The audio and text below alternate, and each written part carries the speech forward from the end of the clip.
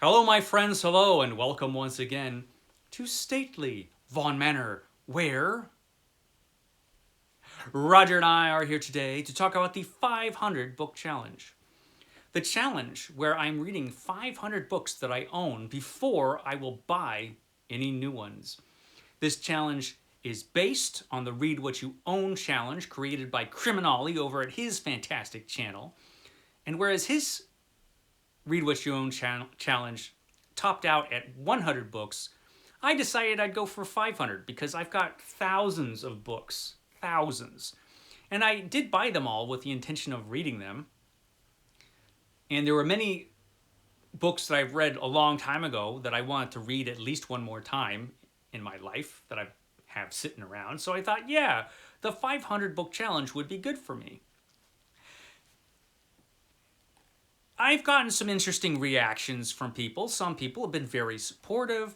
Some people think I'm crazy. Most people think I'm crazy. Some people have been outraged. Like, how could you possibly do such a thing? Not buy books? I've gotten some interesting reactions so far.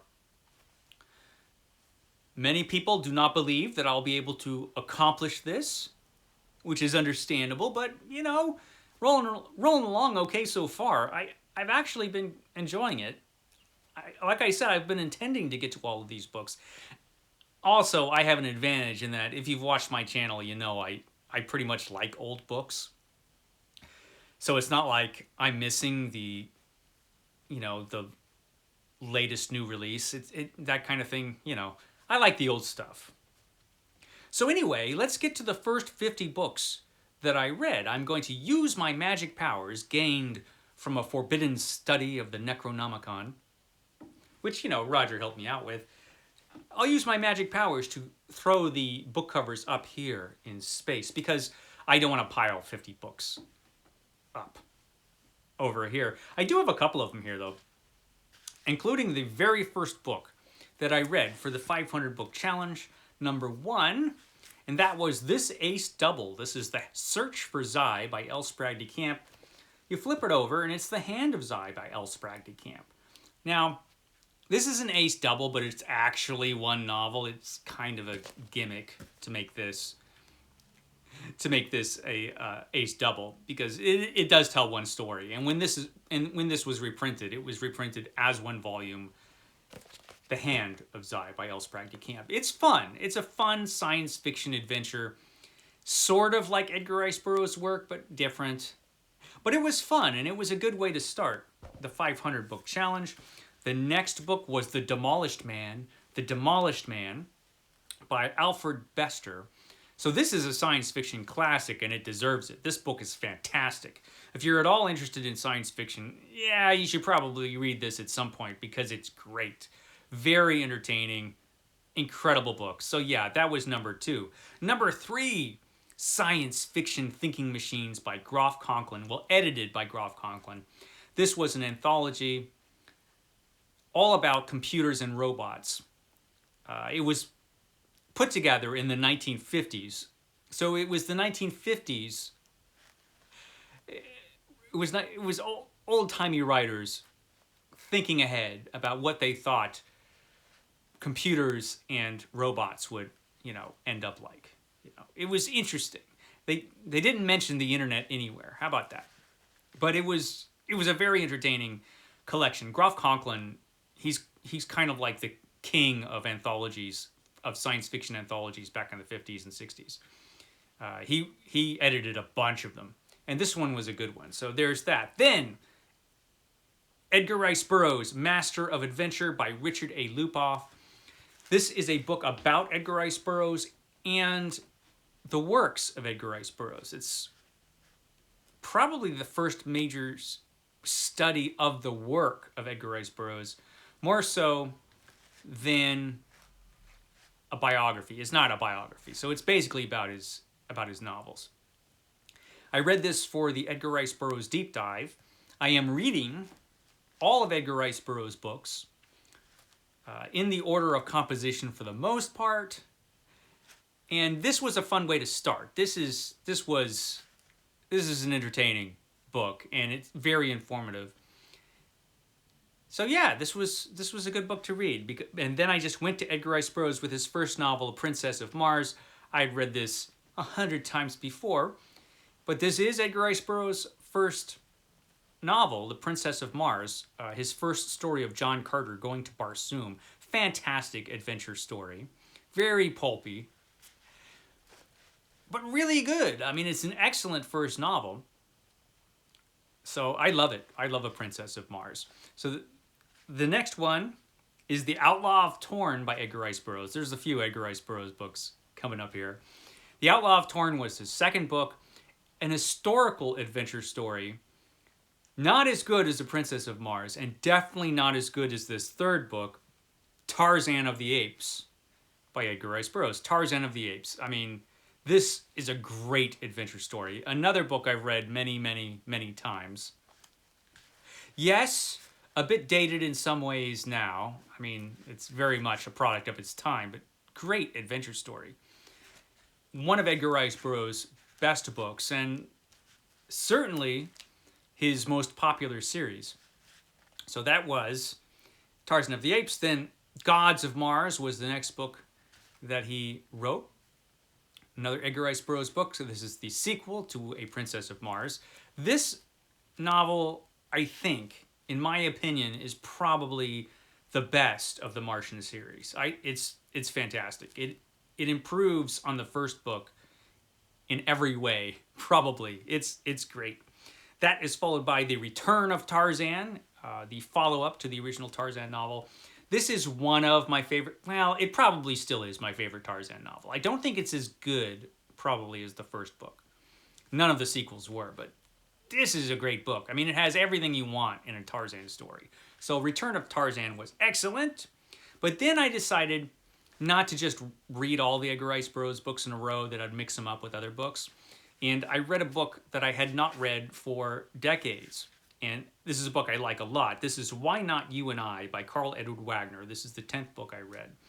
A collection of horror stories from Carl Edward Wagner, who is best known today for his Kane series of fantasy, his dark fantasy series, the Kane series.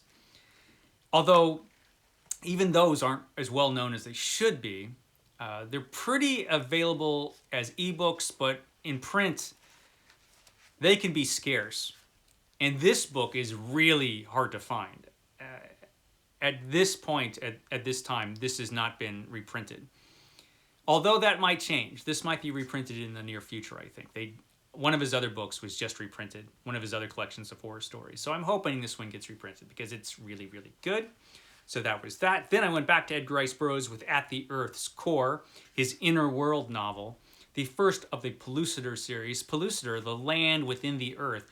Inside the Earth, there's like a tiny sun and continents and oceans all around it.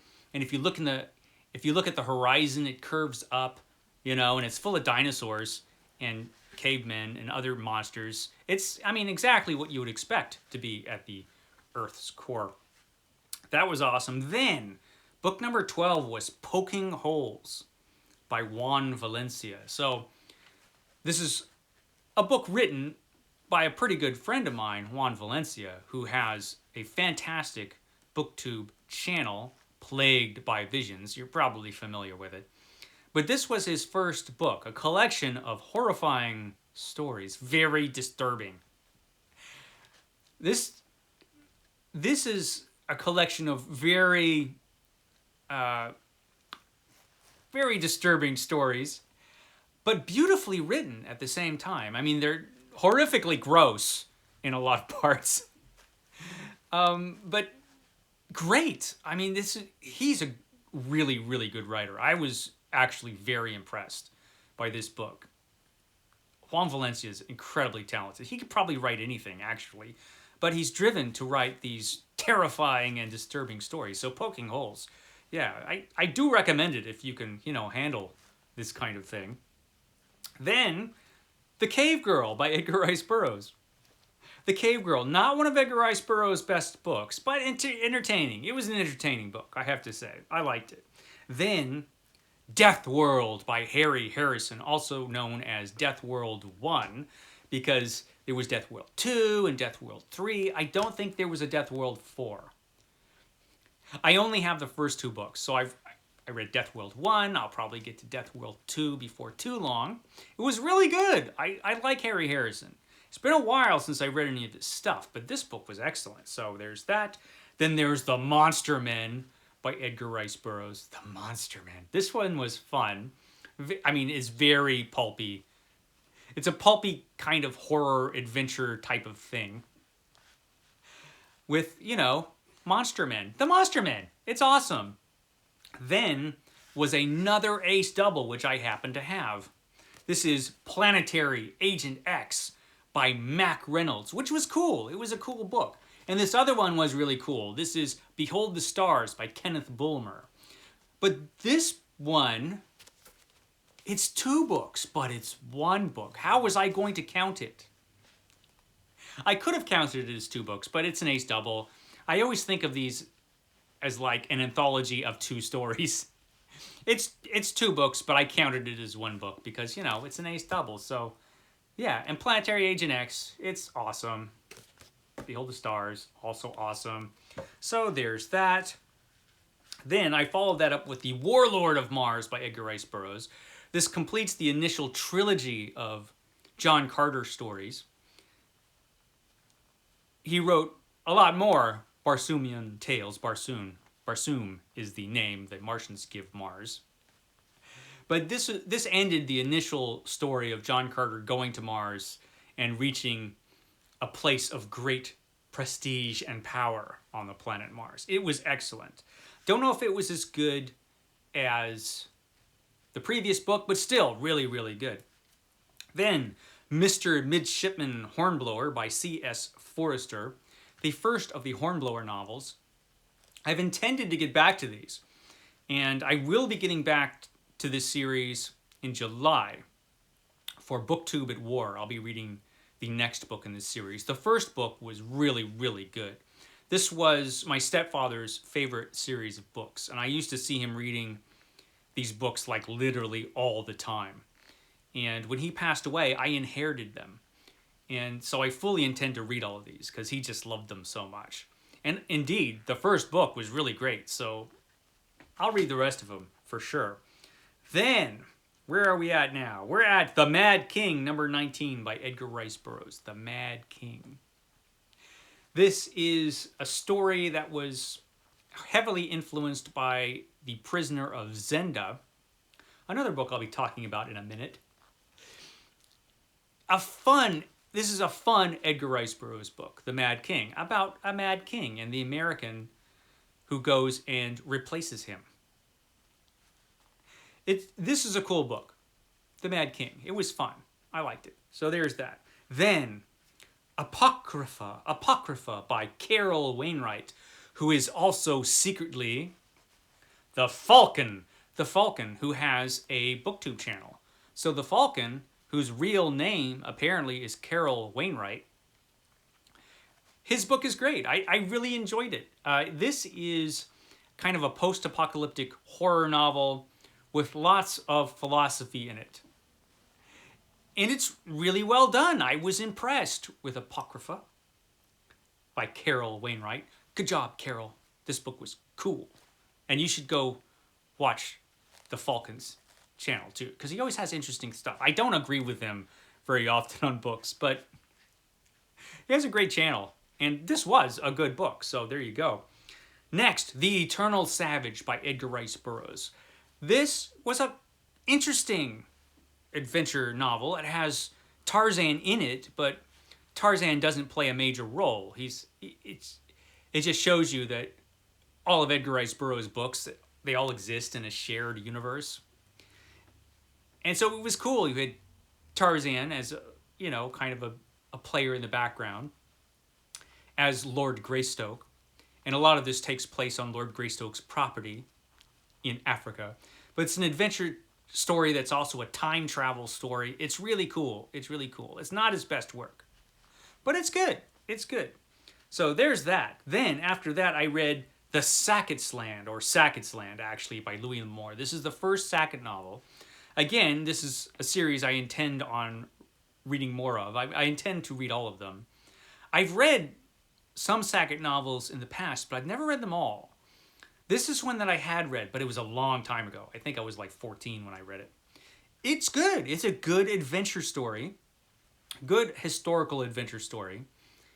It's not quite a Western. I mean, it's pre-West. The Sackett novels become Westerns, but at this point, Sackett, the original Sackett from England, he only kind of goes to America for a little bit, but he's going to go back there in the next book. But this was a good adventure historical novel. It's short and very fast moving. So there's Sackett's Land. Then, number 23, The Beasts of Tarzan by Edgar Rice Burroughs. This is a good book. Not as good as the first two Tarzan books, and not as good as the Tarzan book that follows it, but still, it was good. Then, The End of the Story by Clark Ashton Smith. This is the first in the collected fantasies of Clark Ashton Smith. I got to get to the rest of this series as well because Clark Ashton Smith is amazing.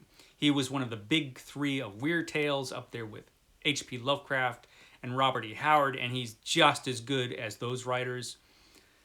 More people should be aware of this writer, Clark Ashton Smith, because he's just so good. I mean, his work is just beautifully written and really interesting and fascinating. It's great stuff.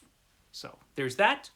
Then The Prisoner of Zenda, book number 25. This was the first book for Roger's Cheap Old Book Club, a book club where we read a book every month chosen by Roger that is cheap, as in you can get it for free from Project Gutenberg. And this one was really, really good, which is why it was, considered a classic for so many years. Although it's one that you don't hear about much nowadays, but you should. You should read it. It's awesome. It was a great way to start Roger's Cheap Old Book Club. But then I decided to get really classy with book number 26 and read The Loner, which is Edge #1 by George G. Gilman. An incredibly violent, pulpy, trashy series of westerns written by this English guy, Gilman. And the first one was really good. I was impressed by it. I enjoyed it quite a bit. And I've got a bunch of them. I don't have them all. I'm missing like the last few, I think. But I have most of them. So I should get back to that series. Next, number 27, The Mucker by Edgar Rice Burroughs, which was really interesting just because of all the stuff that Edgar Rice Burroughs throws in this adventure novel. He pretty much throws I think he might have even threw in the kitchen sink. He threw everything into this book. It was a good one. Then, number 28, Alas, Babylon by Pat Frank, a story of nuclear war. Nuclear war, as Pat Frank believed it could happen back in the late 50s, early 60s, somewhere around there. It was a while ago. Really good book. It's a good book. I was impressed. It's probably not the best post-apocalyptic nuclear war book ever written, but really, really good. I really enjoyed it, so I recommend that one. Then, number 29, The Sword and Sorcery Anthology, edited by David G. Hartwell. David G. Hartwell, who has done a couple of really great anthologies. This one was really good. I read this for February Fantasy Stories, a whole big, thick anthology all about sword and sorcery, which is my favorite subgenre. I love sword and sorcery. I mean, this had Robert E. Howard, it had Carl Edward Wagner, it had Michael Moorcock. Everybody was in this book. It was really, really good. I do recommend this one a lot. Then, The Lad and the Lion by Edgar Rice Burroughs. This one was okay. It was okay. I kind of think he could have not written this and written another Tarzan book instead, and it would have been better. But, not bad. Then, book number 31, The Forgotten Planet by Murray Leinster. The Forgotten Planet, which was the second book for Roger's Cheap Old Book Club, which is a science fiction book from the dean of science fiction, Murray Leinster, who wrote a bunch of science fiction. I mean, he wrote a lot. And this was a fun book about the descendants of some travelers, some space travelers. Their rocket ship crashed on this planet that was forgotten because of a clerical error. And it's full of giant bugs. So, lots of fights with giant bugs. Some people might think too many fights with giant bugs, but it was cool. I liked it. I mean, it's no masterpiece, but it was fun. Then, after that, Number 32, Wolf Hall by Hilary Mantel. Wolf Hall by Hilary Mantel. Steve Donoghue chose this as one of his picks for his book club, and I've had the book, I have the series, so I thought this is a good time to read it, and I'm glad I did. It's a really good historical novel. Not everybody loves this book. It has some things about it that could be a little off-putting, I suppose, but nothing major, I don't think. This read pretty well to me. I really liked it, and I look forward to reading the second one, which I hear is just as good. So we'll see. But Wolf Hall, excellent book. Then, Frog and Toad Together by Arnold Labelle. So Frog and Toad Together, this is a Lovecraftian horror collection about these terrifying creatures, these amphibious creatures. I was a little disappointed in this book. It wasn't nearly as disturbing as I thought it was going to be. I did a whole video about it. But, you know, it had a couple scary parts, I guess. Anyway, that's that. Then, number 34, The Girl from Ferris's by Edgar Rice Burroughs. This is not my favorite Edgar Rice Burroughs book. About a woman who is from the oldest profession. The oldest profession, which they never really told us what it was in the book. They just gave you hints. I don't know what it was, the oldest profession, but she was the girl from Ferris's, she was it. It's kind of a soap opera melodrama. Not the kind of thing you want from Edgar Rice Burroughs. Again, he could have not written this and written another Tarzan book, and I would have been happier. Then, number 35, Echoes of Valor 3, edited by the great Carl Edward Wagner. Echoes of Valor 3 was great. Some great fantasy and horror in this volume. Old stuff from the pulps, chosen by Carl Edward Wagner. It's a lot of fun. Manly Wade Wellman was in here. It was awesome. I wish I had volumes 1 and 2. I used to. I don't know what happened to them. I used to have volumes 1 and 2, but I don't any longer. If I did, I would have read them by now. Because number 3 was fantastic. Then Roger's Cheap Old Book Club returned with New Arabian Nights by Robert Louis Stevenson. This was a really interesting collection of short stories by Robert Louis Stevenson. Really good. Really good. Classic stuff. Not enough people read this anymore. Not enough people read Robert Louis Stevenson anymore, actually. I think many people probably read Treasure Island and that's it. But as good as that book was, and he wrote Dr. Jekyll and Mr. Hyde too. But he also wrote some other really great stuff, including this book. Next, Thuvia, Maid of Mars by Edgar Rice Burroughs. So we return to Barsoom. We return to Mars. But Edgar Rice Burroughs took a different track with this. No longer is John Carter the hero in this. This is his son, Carthoris. So his son in this novel becomes the hero. From here on, in the Martian stories, you get different characters as the main character. John Carter eventually returns as the main character. But it's his son that is the main hero of this book. And it's really, really good. Then, 38, Different Seasons by Stephen King. So I am reading every book by Stephen King, but I took like 6 months off from that project. Unintentionally, but I did. So I returned with Different Seasons, which I had never read, and it's great. This book, it's great. I need to do a video about this book, but I haven't yet. But take my word for it. If you like Stephen King and you haven't read this book, read this book. This book is great. So that was that. Then, Pollucator by Edgar Rice Burroughs. This is the second in the Pollucator series, the Inner World novels of Edgar Rice Burroughs. It's just as good as the first one. Then we return to Stephen King with book number 40, Pet Cemetery by Stephen King. This is my personal favorite of all the Stephen King books that I've read. This is also what I think is the best horror novel that I've ever read. I think it just works so well. It's genuinely scary, at least it was to me, and very disturbing. And unlike many Stephen King books, this book has a great ending. So there's that. Then more creepy stuff with Roger's Cheap Old Book Club's number 41, The Three Imposters by Arthur Mackin. Another book I need to do a video on. Very weird book by Arthur Mackin. Great Welsh writer who wrote so much other really cool and creepy stuff like The Great God Pan. But this, The Three Imposters, is an episodic novel, which is really a collection of short stories kind of held together by kind of a central overarching story. It's interesting and really creepy stuff in this book. Like genuinely creepy and weird. It's a great book. I will do a video on this one, I promise. Next, we return to Stephen King with number 42, Cycle of the Werewolf by Stephen King. This was good, but the real reason to check out this book are the illustrations by Bernie Wrightson. Some great art by Bernie Wrightson, who was a great horror artist. He co-created the Swamp Thing, and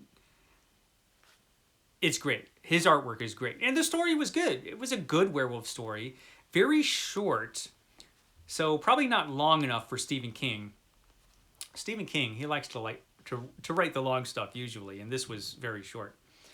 Number 43, The Son of Tarzan by Edgar Rice Burroughs. So this is one of my favorite Edgar Rice Burroughs novels.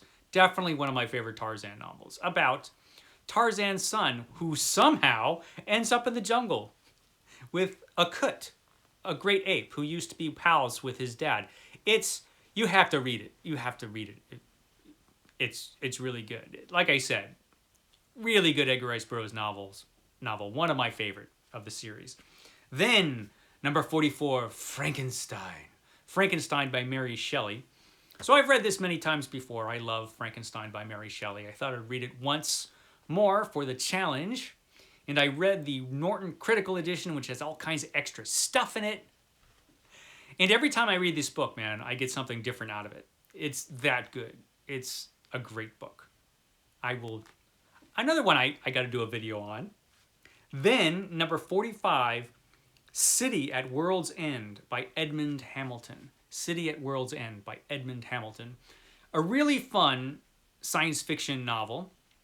One of my vintage science fiction novels or books that I'm reading for my vintage science fiction project. I know, I got a lot of projects going on. This book was really cool. I like Edmund Hamilton a lot. He's never written like great science fiction, but he writes a lot of really good science fiction and a lot of really fun science fiction. And this was a fun book. I enjoyed this one a lot. Highly recommend City at World's End. Then, number 46, Fruiting Bodies and Other Fungi by Brian Lumley. He who wrote Necroscope and the many others in the series of Necroscope books. But he wrote some really cool short fiction as well. And this is a dynamite collection. This collection is really good. I was really impressed by it. So, yeah. Fruiting Bodies and Other Fungi. I mean, with a title like that, how can you go wrong? Then, The Maneater by Edgar Rice Burroughs. Probably my least favorite Edgar Rice Burroughs book that I've read so far. Not very good, actually. It has its moments, I suppose. But yeah, not the best. Not the best. Then, number 48, The Living Shadow by Walter B. Gibson. This is the first of the Shadow pulps. The Shadow was a very popular pulp adventure character, pulp hero from the days of the pulps, the 1930s and into the 1940s. I love the Shadow. I love this character. He was very influential on the creation of the Batman.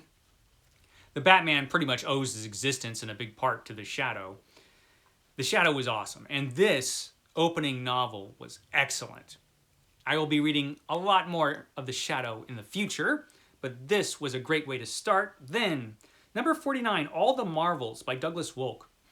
So this was interesting. Douglas Wolk, who read every Marvel comic between, was it 1962 with the Fantastic Four #1, up to some comic book in 2017. He read them all between that period, which is a lot of comics. He has the idea that all the Marvel comics that take place in the Marvel Universe tell one big story. It doesn't. And there were a lot of things that I disagreed with in this book. I didn't agree with him on many things, frankly, in this book. But I'm very glad I read it because it's still a very interesting book. And he's a good writer. And so, it was an engaging, interesting book anyway. So worth the read if you're interested in Marvel comic books, that's for sure. Then, Book number 50 was for Book Trek 2023. That is Star Trek 1 by James Blish. So this was the very first Star Trek book. And it was written by James Blish, who had not seen a single episode at the time. And so he had a bunch of scripts that he novelized into short stories and put into Star Trek 1. And this is a fun book. I think this is an entertaining book. It's a little odd in places because Star Trek was still kind of new to the world. Definitely Star Trek was new to James Blish. So it's interesting, you know, reading about Spock the Vulcanian and some other oddities, but fun. It was a fun book, and I'm going to read every Star Trek book that I own in the order that they were released, and I have all of the James Blish books. So yeah, Star Trek 1 closed it out. That's everything, and I managed to get everything done in a little over half an hour. That's kind of an accomplishment. What do you think, Roger? And so we look forward to continuing the 500 book challenge. We'll be continuing it for years and years and years and years, probably. But that's the first 50. I'll make another one of these whenever it is that I read the next 50, and I will catch you next time.